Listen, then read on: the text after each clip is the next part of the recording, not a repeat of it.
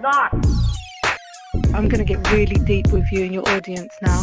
I'm sorry if it shocks anyone, but I personally, when I was 16 years old, I got raped. Ronnie J Show. Just do it. Because once you start, you'll then improve. Ronnie J Show. Ask not. And why do men cheat, or why does anybody cheat on their partner? The thing that really triggered me when I was going on my walk and I was thinking about this was that we actually blame the other person.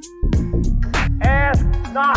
Ronnie J Show. They haven't really done internal work that requires to build the resilience, the strength, and the self-awareness of them. What your country can do for you. We must be very careful not to compare our relationships. It's toxic. Ask what you can do for your country. Ronnie J Show. Hi, you welcome to the Ronnie J Show. Today we're talking about if it's ever too late to rescue or save a relationship. And with me, I've got my amazing friend Hanan Spears with me. And hello, how are you? Hello, I'm good. How are you? Fantastic. It's been a long time, but we're back on there again and communicating. So looking forward to that. Yes. Please tell my audience a little bit about you before we kick off.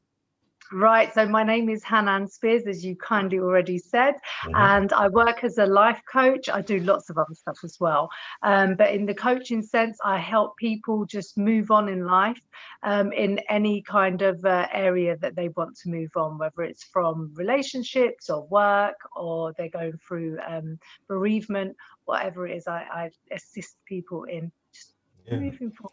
I mean, it's quite amazing why I chose this topic about dying relationship, because I've noticed, I don't know if it's just me, for the past 4 or 5 months, I've been getting quite a few emails and text messages and trying to, I wouldn't say console people who are coming towards the end of their marriage and the end of their relationships. And it's always the same.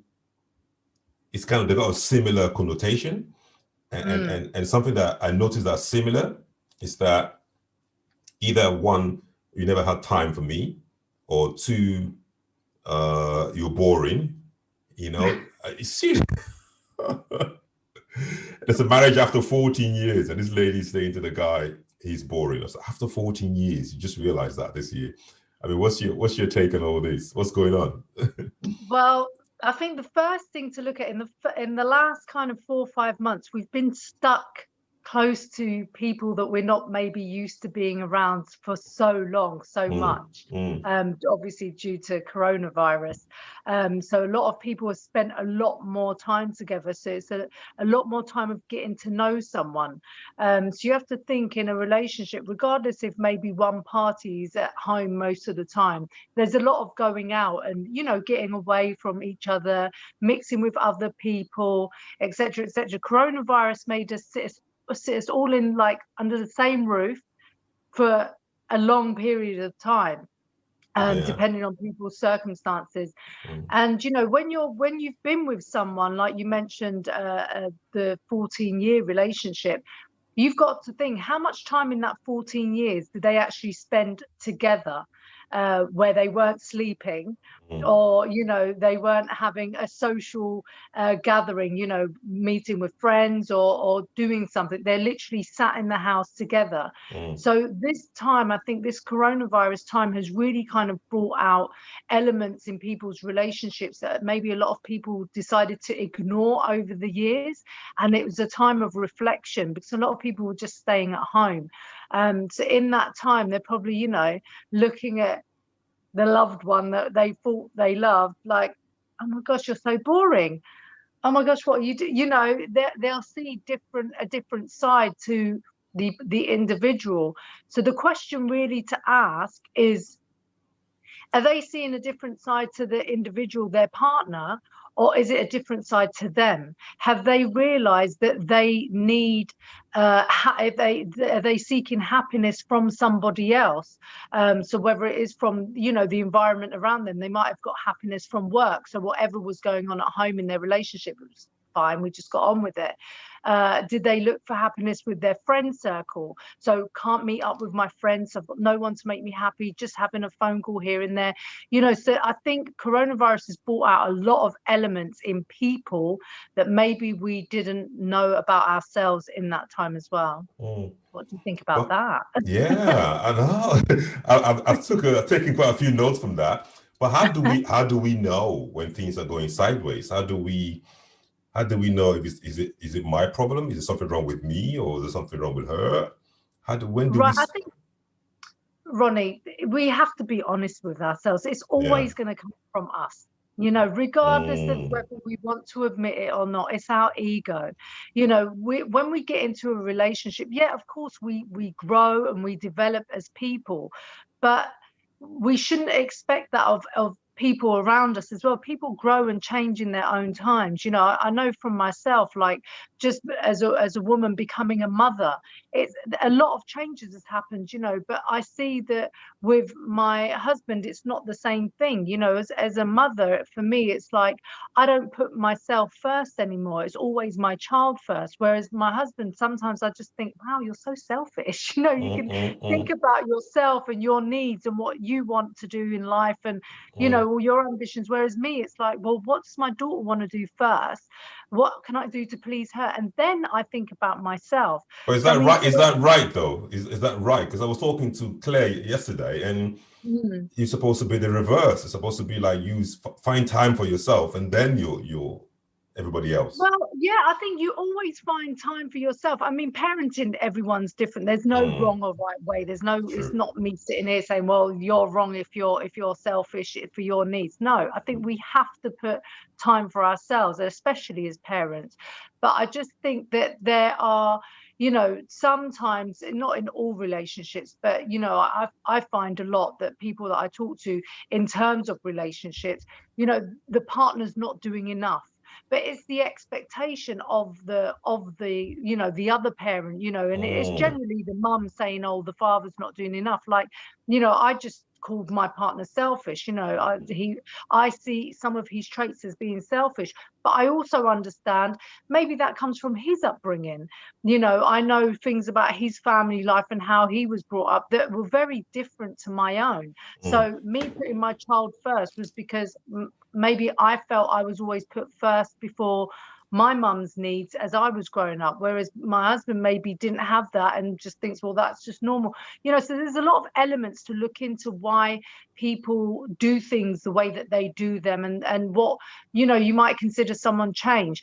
But another thing that I can say, comment on a relationship that, and someone that I've been speaking to, again, who's going through the breakdown of a relationship. And the one element there is, well, we never go out, we never do anything together.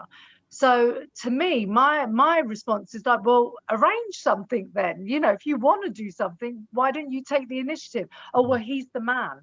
And it's like, okay, so I get that old school mentality, but I just think at the same time, if you're the one who wants to go out and do something, and he maybe is not that kind that's creative, or, you know, like can think of these things to do, then why can you not just go, well, hey, we haven't been out, let's go and do something, or I've booked something, you know, take the initiative yourself, which goes back to, it comes from us, and we have to accept that. You know, it's easy to point you. I think we find a common scenario whereby you're dating each other, and you're so excited, and you're going out and you're doing all sorts of things, and then you settle down, and then you start having kids, and then it starts to thin out, and it becomes just watching TV and order takeaway. And then that just becomes a normal lifestyle. Come back from work, watch TV, order takeaway, have a good laugh. And gradually that becomes the norm. And it's going back to what you just said earlier on. Then one person, the bell just rings in their head. There's a doink moment. Like, hang on, this is becoming boring. We're not doing anything anymore. But then again, it becomes difficult to blame the other partner, because this is something that both of you have kind of developed and brought to life. So to now blame the other person, so listen, this is happening because of you, I think, I don't know. I'm not going to say it's unfair, but it's just a bit.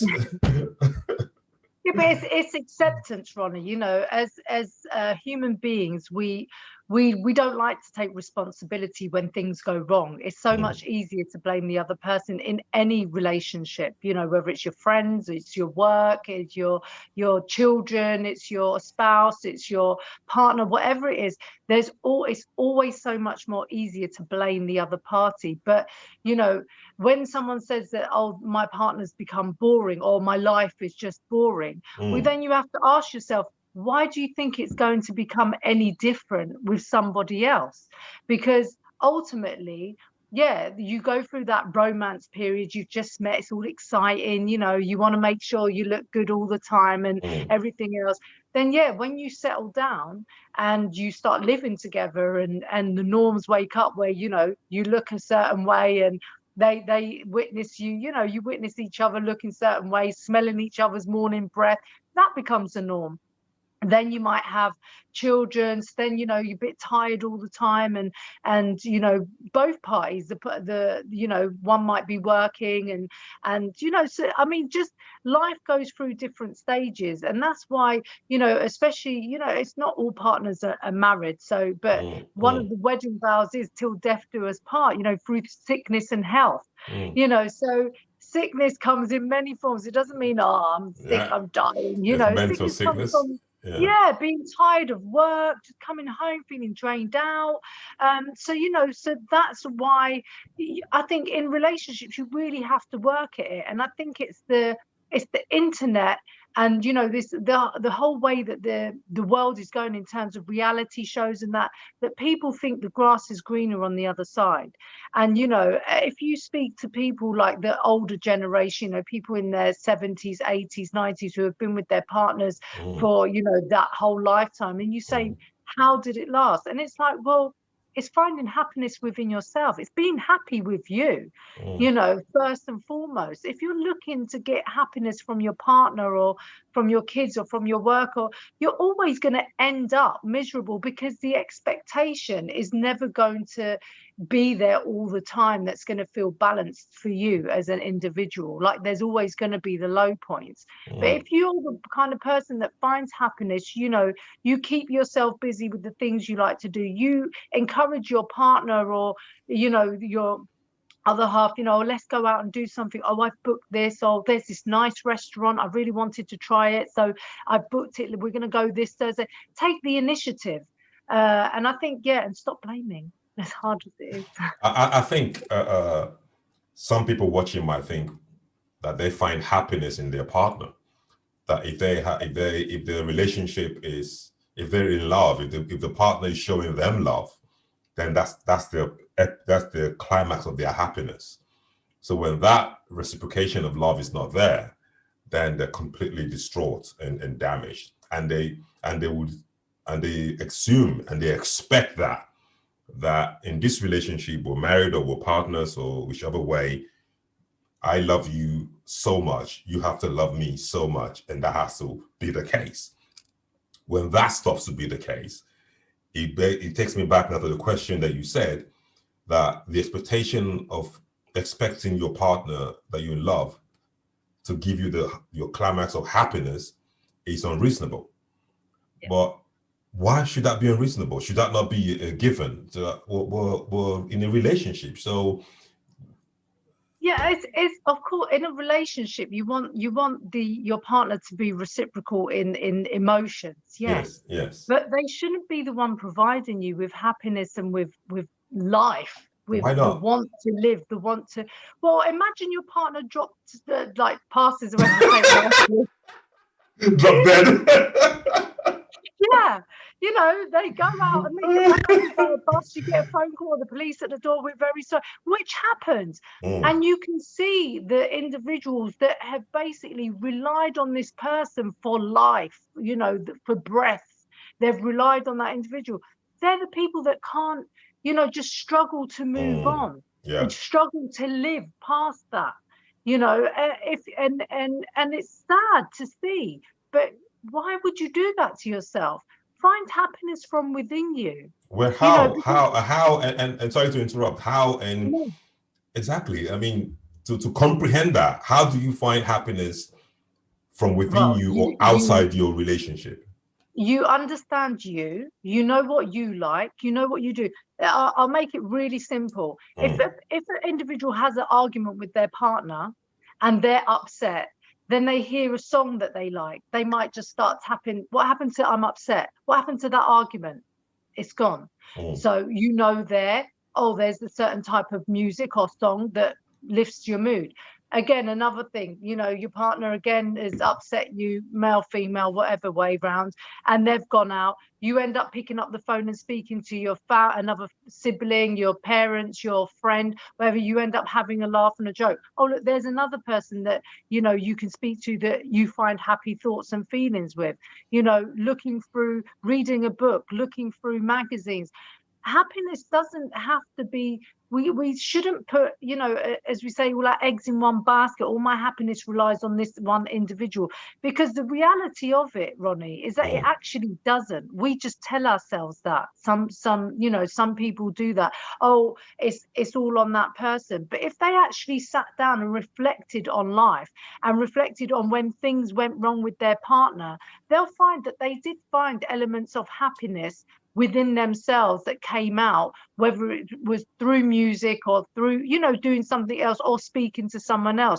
So that little bit there should show them that you can't rely on that person to make you happy. And it's sad to know that there are individuals like that, and I know that there are. I have a couple of friends who are like that, but it's very much like, well, if they're not providing for me, and if they're not giving me that attention and love, well, they don't love me. And it's like, well, sometimes people wake up on the wrong side of the bed, as we like to say. So in that moment, your expectations of them, is quite heavy. So I would just say that, would you do that to a child? And it's not comparing your partner to a child in the sense of an age thing, but just in the sense of love. When you have a baby, that baby doesn't show you anything other than, stuff coming out of it that you have to clean up and throw. And, it's a mess. But you still love that child unconditionally. And that's how a relationship should be. It should be an unconditional love, not conditional on the basis of how you talk to me and treat me, and that I'm going to then treat you and be a certain way with you. If I'm a happy individual within myself, I'm with my partner because I found things that we enjoy. We have things in common. I lust over this person. I find them, attractive sexually, mentally, in all ways and forms. I can share my life with this person. You shouldn't be in a relationship where you're looking at your partner or future partner going, can you make me happy for the rest of my life? No, I think that's a completely wrong way to look at a relationship. And if you are in a relationship like that, or if you look for relationships in that way, then I think it's time to kind of just stop and start doing a little bit of deep digging within yourself and understanding why that is. What has caused you to need to find someone to make you happy? Where's your individuality gone? What's happened in your life that you need somebody to make you happy? So I'd really ask people to sit down and reflect on that. Thank you for watching the Ronnie J Show. Please subscribe to our YouTube channel, and to participate, please go to theronniejshow.com or email drip.co.uk. Thank you. And two things that's come to me now is, one, we're not saying that you can't be in a relationship and your partner shouldn't make you happy. That's not what we're saying. What we're saying is you shouldn't be in a relationship whereby your expectations are your partner should completely make you happy 100% all the time, which is unreasonable. Then number two, I tend to find that if you put that expectation on your partner, what you tend to do as an individual is you're constantly tiptoeing to make sure that your partner is always happy, so that they can give you that same feeling. You're never happy. You're never happy in that kind of relationship. So it's time to stop, take responsibility, reflect. What am I doing that that makes me unhappy within myself, that I need somebody to make me happy. And and I promise you, anyone watching that feels that they're in that situation, that it's the partner's fault that's not making them happy, I promise you, you'll sit down and you'll reflect, and you'll realize you can make yourself happy without your partner being around. You can't completely, when you have an argument or a misunderstanding, or something goes wrong in that relationship, you still find happiness within yourself or elsewhere. It's just remembering that and not just laying it all on your partner. And if you really want that relationship to work, then what can you do? What can you do to help that relationship? Are you in that relationship for money? Are you in that relationship for, what this person can do for you? Are you in that relationship for your own mental stability? Or are you in that relationship for love? If you entered a relationship for love, then there should be nothing that gets in the way of that. If there's a miscommunication, or you're not feeling that love from your partner, communicate, express that to them, because maybe they don't even know or understand that they're doing something wrong. But to just say, oh, I'm bored and he's boring, or he doesn't love me anymore, maybe that's just, they don't know how to express it. And they've moved on from the young, happy person that you met to this older person that's a bit more reflective, a bit more kind of reserved in their nature, maybe doesn't want to kind of say certain things to you to upset you or to cause something. It's about communicating. And I'm sure that both parties will, if you have someone that's feeling bored, what do you think your partner's feeling? I'd really question that, unless they're going out and partying and having fun with socializing, and they're on their phones or enjoying life, and you're sitting there miserable, then I'd say maybe stop being selfish and see how they're doing as well, because you might find that you're both actually on the same path and just lost on a different, your tracks have gone different ways, but there is a way to bring it back together. It takes two to tango. And that brings us back to the topic again. How do we fix that? How do we bring it back together when we begin to see that things are, it takes two to tango? I mean, how do we bring it back together? I'm saying this because there are so many people watching who their relationship is on the rocks and is at a point where they think this is not going to work. All right. So I'd say to those people, the first thing that they have to do is really really dig deep and say to themselves, do I want this relationship or not? And if they find, a percent that says, I do want this relationship, and I think the best way is conversations I actually have with my friends. I think the best way to kind of understand it is, how would you feel seeing your partner with someone else?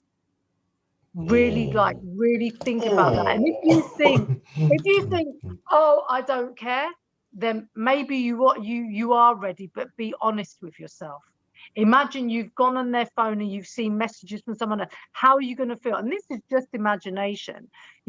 How do you feel? And if you think that you feel fine and you're ready to move on, okay, so be it. Maybe it's time to move on. But, at least have an ounce of respect to have the conversation, because they might be on the same page as well, or maybe they're feeling neglected. You might find a common ground. But I think the first point is you need to know where you stand.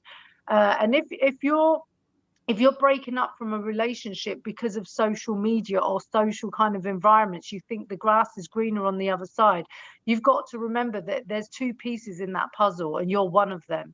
So if you're not willing to do anything to make that relationship work, why do you expect the other person to do that?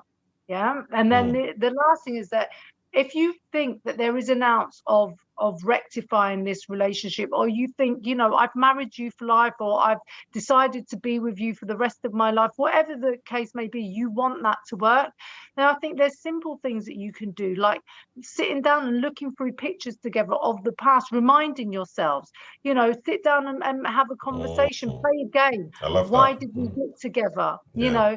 Do you remember the time we met, and reflect on the times that you met and what brought you together? It's all about communication. Play a little hide and seek game of finding clues of, I don't know, and you can do this Just in little your things, house. yeah. Just little notes about, do you remember when blah blah blah happened? The next clue is going to be, in a place relevant to this or that, or there's so many things, just little things to bring the laughter back. And I think that's what it is. It's laughter.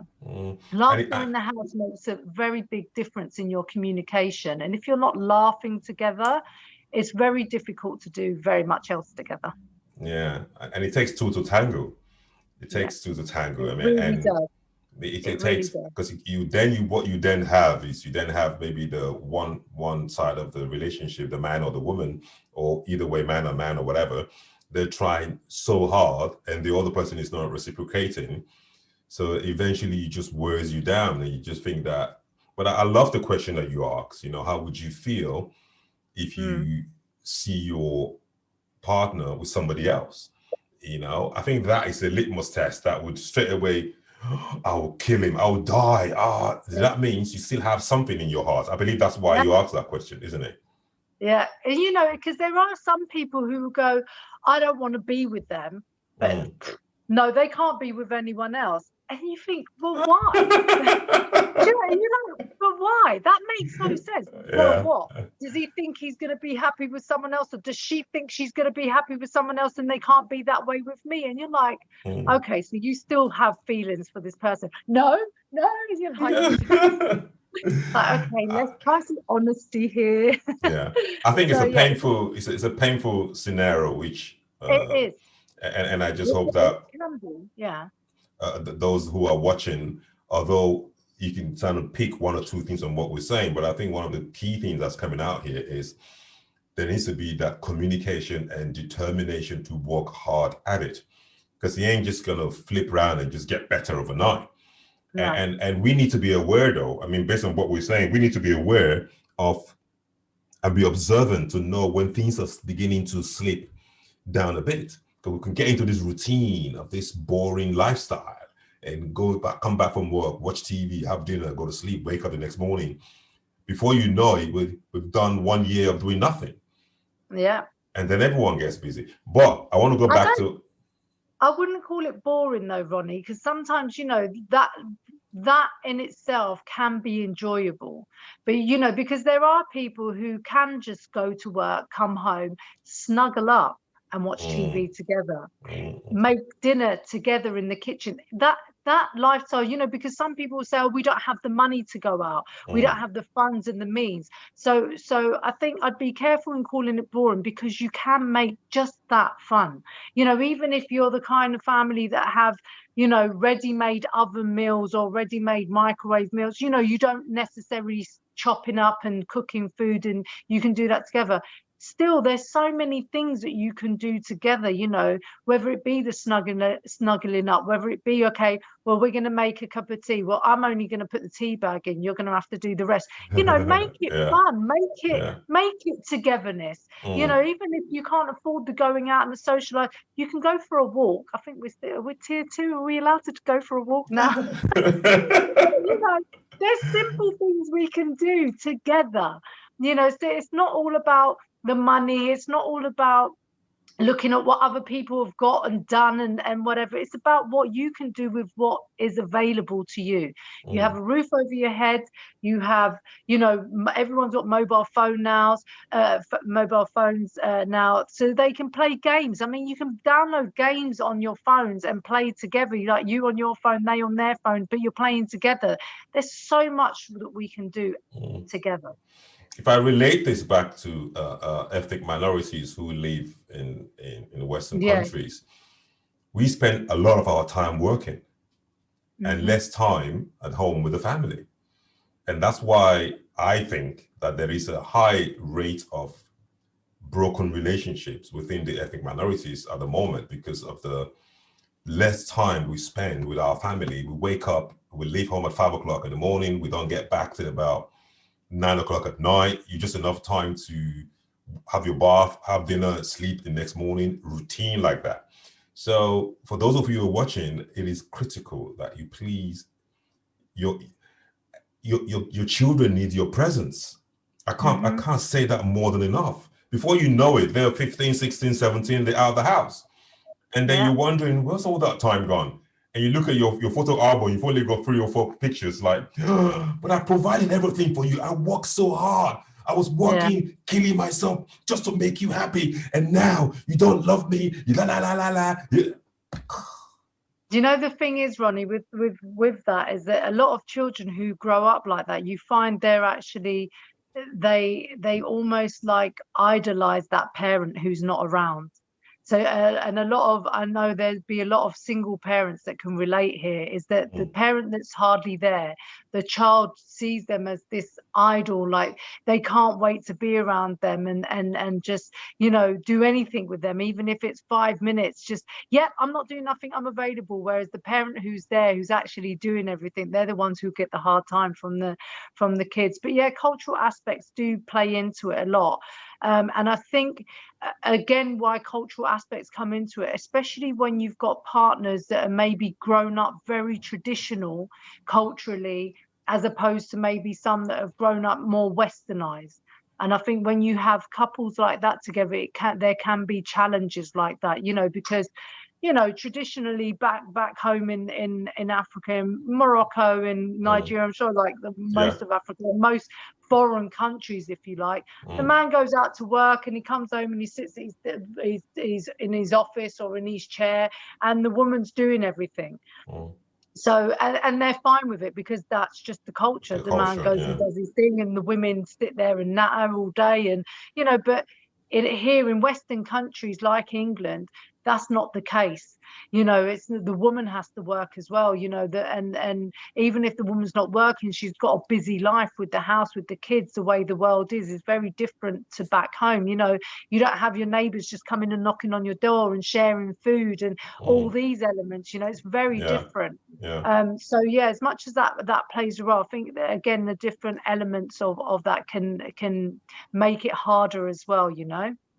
Amazing. Thank you so much. Just before we round up, don't know if you want to say 1 or 2 things to people who are going through very difficult relationships, give them some ideas. I know it's very different, but don't know if you can summarize in a few sentences.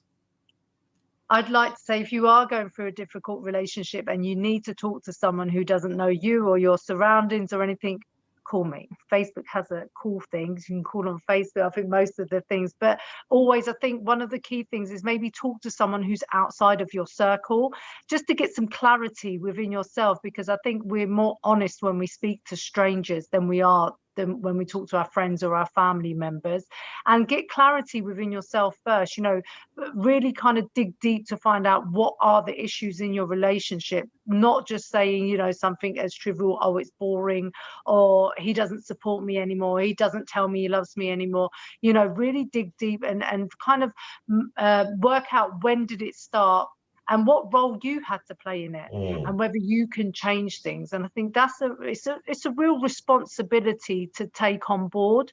And I think take that responsibility on board before you make any further steps. And yeah, talk to someone outside of your relationship, because they'll be able to hear the way that you're talking, and hopefully, you know, God willing, be able to guide you, just, you know, even just repeating back what you're saying and you hearing it from someone else who's maybe not, you know, on your side or on his side, you know, what happens in friendships and relationships with families. Amazing. Thank you so much. Thank you. And for my audience who's listening, you can get in touch with Hanan. Piers, I'll put her contact details, the link below, so you can reach her. And please, from the conversation that we just had today, one thing that's come out very strong again to me is that it takes 2 to tango. You know, we can't just blame our partner if things are going wrong in our relationship. We have to also look at ourselves. So when you point one finger at somebody, the other 4 is coming back at you. You know, so we need to look at us. What can I do differently? What can I change? What can I make happen? Instead of waiting for your partner to make things happen, you can make things happen. So because at the end of the day, both of you are in it together. So if you make it happen, he would reciprocate, or she would reciprocate and make you better.